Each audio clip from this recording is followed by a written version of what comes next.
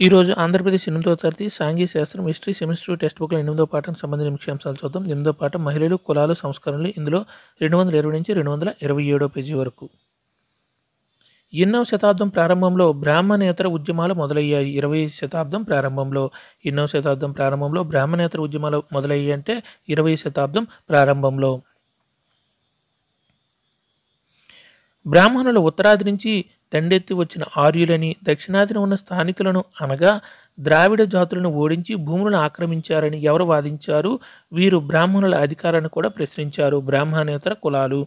బ్రాహ్మణులు ఉత్తరాది నుంచి దండెత్తి వచ్చిన ఆర్యులని, దక్షిణాదిన ఉన్న స్థానికులను అనగా ద్రావిడ జాతులను ఓడించి భూములను ఆక్రమించారని ఎవరు వాదించారు? వీరు బ్రాహ్మణుల అధికారాన్ని కూడా ప్రశ్నించారు.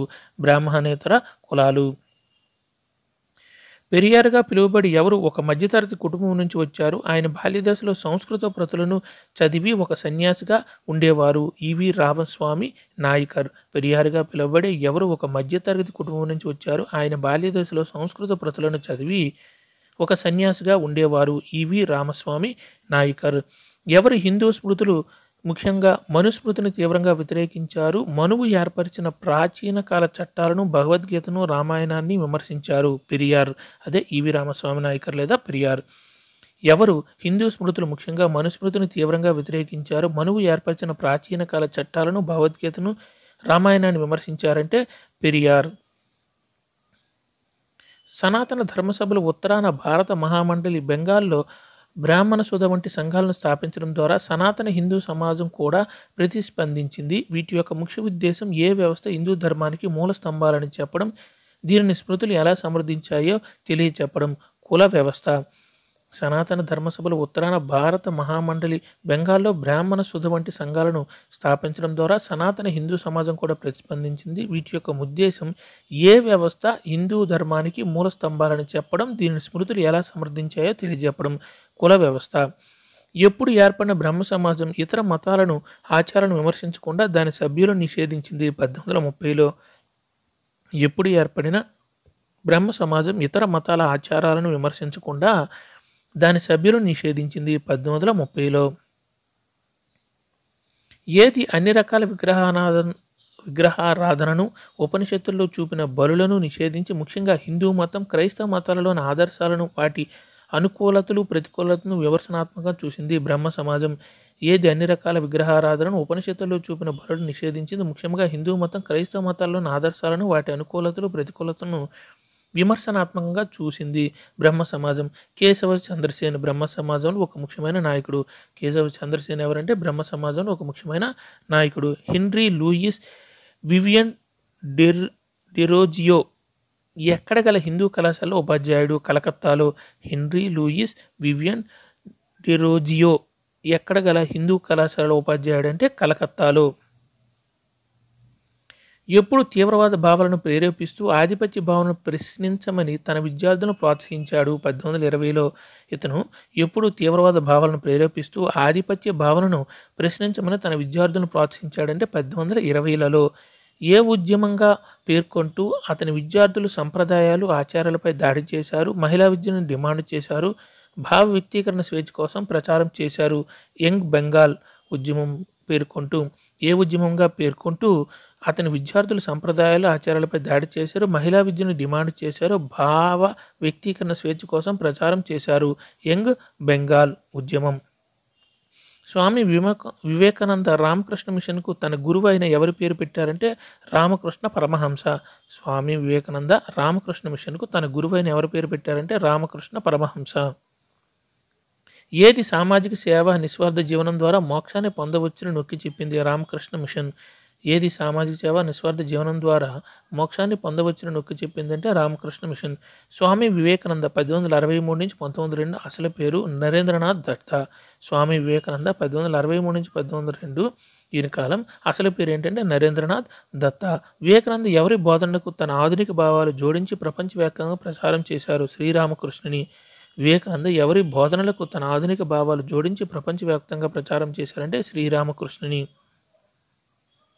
తర్వాత ఎప్పుడు చికాగోలో జరిగిన విశ్వమత మహాసభలో ఆయన ప్రసంగం తర్వాత న్యూయార్క్ హెరాల్డ్ పత్రిక భారతదేశాన్ని ఉద్దేశించి అంతటి జ్ఞానవంతమైన ఆ దేశానికి మిషనరీలను పంపడం ఎంత తెలివి తక్కువ పని అని నివేదించింది 1893లో. తర్వాత ఎప్పుడు చికాగోలో జరిగిన విశ్వమత మహాసభలో ఆయన ప్రసంగం, ఆయన అంటే వివేకానంద ప్రసంగం తర్వాత న్యూయార్క్ హెరాల్డ్ పత్రిక భారతదేశాన్ని ఉద్దేశించి అంతటి జ్ఞానవంతమైన ఆ దేశానికి మిషనరీలను పంపడం ఎంత తెలివి తక్కువ పని అని నివేదించింది 1893లో. నిజానికి ఆధునిక కాలంలో వేదాంతానికి ప్రపంచ స్థాయిలో ఆధ్యాత్మిక పూర్వవైభవాన్ని తీసుకువచ్చిన మొదటి భారతీయుడు స్వామి వివేకానంద. నిజానికి ఆధునిక కాలంలో వేదాంతానికి ప్రపంచ స్థాయిలో ఆధ్యాత్మిక పూర్వవైభవాన్ని తీసుకువచ్చిన మొదటి భారతీయుడు స్వామి వివేకానంద. కానీ వివేకానంద లక్ష్యం కేవలం మతం గురించి మాట్లాడడమే కాదు. ఆయన తన దేశ ప్రజల పేదరికం, కష్టాలను చూసి చాలా బాధపడ్డాడు. ఎవరి స్థితిగతులను మెరుగుపరచడం ద్వారా మాత్రమే ఏ సంస్కరణ అయినా విజయవంతం అవుతుందని ఆయన దృఢంగా విశ్వసించారు. కానీ వివేకానంద లక్ష్యం కేవలం మతం గురించి మాట్లాడడమే కాదు. ఆయన తన దేశ ప్రజల పేదరికం, కష్టాలను చూసి చాలా బాధపడ్డారు.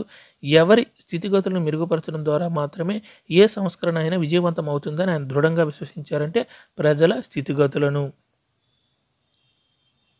కావున తన సంకుచిత భావాల నుండి బయటపడి కలిసికట్టుగా దేశ సేవ కృషి చేయాలని భారత ప్రజలకు పిలుపు ఇచ్చారు.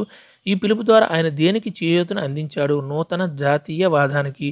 కావున తమ సంకుచిత భావాల నుండి బయటపడి కలిసికట్టుగా దేశ సేవ కృషి చేయాలని భారత ప్రజలకు పిలుపు ఇచ్చారు. ఈ పిలుపు ద్వారా ఆయన దేనికి చేయూతను అందించాడు? నూతన జాతీయవాదానికి. జాతీయవాదం సంకుచితమైనది కాదు. ప్రపంచ దేశాలు సమాన స్థాయిలో కలిసి వస్తేనే మానవ జాతి ఎదుర్కొంటున్న సమస్యలను అధిగమించగలం అని ఎవరు విశ్వసించారంటే వివేకానంద. జాతీయవాదం సంకుచితమైనది కాదు. ప్రపంచ దేశాలు సమాన స్థాయిలో కలిసి వస్తేనే మానవ జాతి ఎదుర్కొంటున్న సమస్యలను అధిగమించగలం అని ఎవరు విశ్వసించారంటే వివేకానంద. అందువల్ల ఒక సమాన ఆధ్యాత్మిక వారసత్వ ప్రాతిపదికగా ఏకం కావాలని యువతకు ఆయన ఉద్బోధించారు. ఈ ప్రబోధం ద్వారా ఎవరు ఒక నూతన స్ఫూర్తికి సంకేతంగా, భవిష్యత్ శక్తికి ఆధారంగా నిలిచారు? స్వామి వివేకానంద. అందువల్ల ఒక సమాన ఆధ్యాత్మిక వారసత్వ ప్రాతిపదికగా ఏకం కావాలని యువతకు ఆయన ఉద్బోధించారు. ఈ ప్రబోధం ద్వారా ఎవరు ఒక నూతన స్ఫూర్తికి సంకేతంగా, భవిష్యత్ శక్తికి ఆధారంగా నిలిచారంటే స్వామి వివేకానంద. ఎప్పుడు ఎక్కడ స్థాపించబడిన ప్రార్థనా సమాజం కుల పరిమితులను తొలగించాలని, బాల్య వివాహాలు రద్దు చేయాలని, స్త్రీ విద్యను ప్రోత్సహించాలని, వితంతు పునర్వివాహ నిషేధానికి అంతం పలకాలని కోరింది.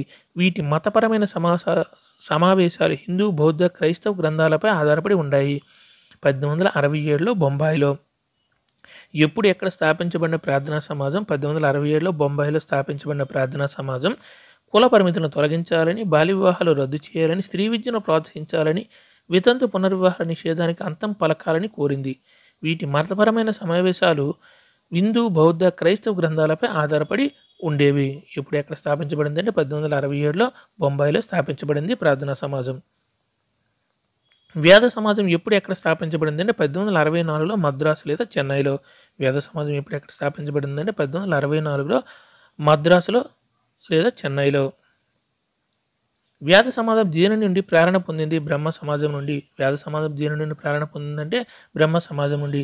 ఏది కులభేదాలను తొలగించి వితంతు పునర్వివాహాలు, స్త్రీ విద్యను ప్రోత్సహించడానికి కృషి చేసింది? వేద సమాజం.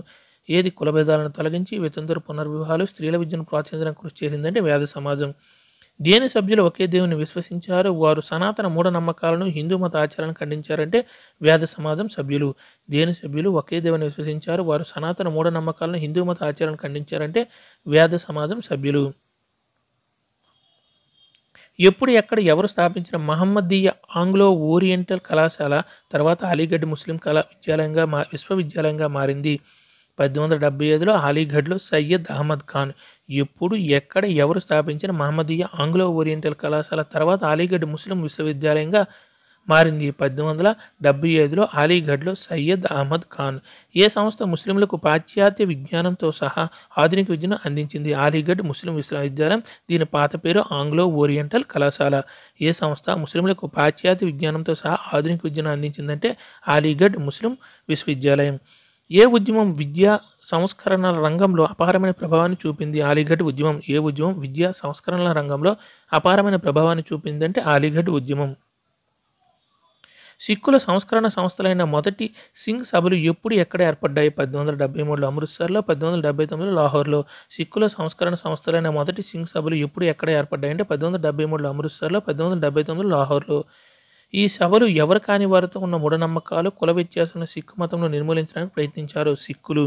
ఈ సభలు ఎవరు కాని అంటే సిక్కులు కాని వారిలో ఉన్న మూఢనమ్మకాలు, కుల వ్యత్యాసాలను సిక్కు మతంలో నిర్మూలించడానికి ప్రయత్నించారంటే సిక్కులు కాని వారిలో ఉన్న ఈ సభలు సిక్కుల విద్యను ప్రోత్సహించాయి. సిక్కు బోధనలతో పాటు ఏ అంశాలను మేళవించారు? ఆధునిక అంశాలను. ఈ సభలు సిక్కుల విద్యను ప్రోత్సహించాయి. సిక్కు బోధనలతో పాటు ఏ అంశాలు మేళవించారంటే ఆధునిక అంశాలను. ఖల్సా కళాశాల అమృత్సర్ ఎప్పుడు సింగ్ సభ ఉద్యమ నాయకుల చేత స్థాపించబడిందంటే 1892లో. అమృత్సర్లో ఉన్న ఖల్సా కళాశాల ఎప్పుడు సింగ్ సభ ఉద్యమ నాయకులచే స్థాపించబడిందంటే 1892లో. ఎన్నవ శతాబ్దంలో యూరోపియన్ అన్వేషకులు, వ్యాపారులు ఆఫ్రికాలో అడుగుపెట్టిన సమయం నుండి బానిసల వ్యాపారం ప్రారంభమైంది.